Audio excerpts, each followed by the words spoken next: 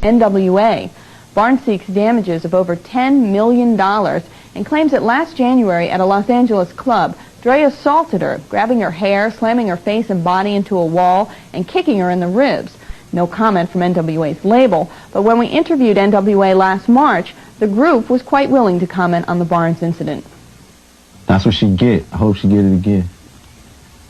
She got beat down. The host of that show, did something and she know what she did and got beat down, and I hope it happened again. See you around, buddy boy. Phyllis Pollock was throwing a party for Def Jam. So I'm sitting up here talking to D Bars, trying to get my little Mac on with her and stuff. We sitting there kicking it right up against the wall, just talking, and she blowing me off. And then Dre walked up. He looked over at D.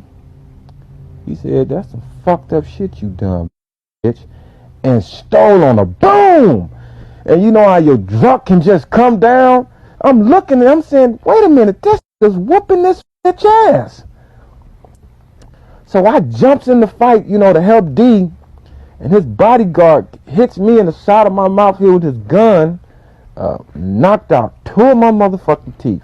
So and then Dre had dragged her around the corner into like this bathroom stall and started kicking and stumping and punching her, and when nobody even helped us, man. And I think that's when Ed Lover was managing at that time, you know, the DJ now out here on the beat. His little bitch ass didn't do shit. None of them did nothing. They just sat up there and watched and shit. Talk about what happened. Basically, during the height of their feud, I interviewed the group. Cube was leaving the group, so that's what they were separated.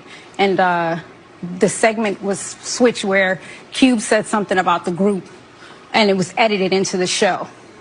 Completely out of my hands. So I'm heading downstairs to go play pool, and somebody stops me to speak to me about whatever. And then Dre approached me out of nowhere. He picked me up, lifted me up off the ground. By your hair? By my hair. By my hair. Okay. Slammed me up against the brick wall. Several times. Boom, boom, boom. Supposedly, I didn't see, but he had a bodyguard with him, and he kept the crowd, you know, from helping by gunpoint.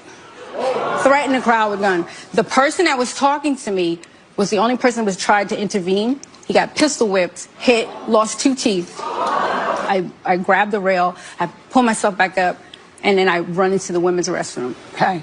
He follows me into the women's restroom. Okay. And then what happens? Go ahead, D.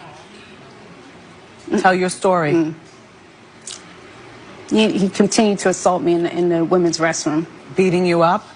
Were you sexually assaulted? I'm not comfortable talking about everything right now. Your silence is speaking volumes. Damn it, man. Years have gone by. This has affected this woman's career because Dr. Dre's reach in this industry has prevented her from being employed. She tried out, she wanted to be in Set It Off. Yeah. She couldn't be in Set It Off because Latifah and all them. Not that Latifah had a problem with you. It was but it could be Gary Gray, who is my cameraman on Pump It Up. He was also the director of Set It Off. So you were banned, you weren't able to be in Set It Off. You weren't able to host a video show on a video channel. He paid no money, no jail time, just community service. No, he had to pay a fine for the courts. Do you know how much that fine was? It was like $2,500. I went $2,400. I mean, I have, you know. And so he goes on to be the icon that he is.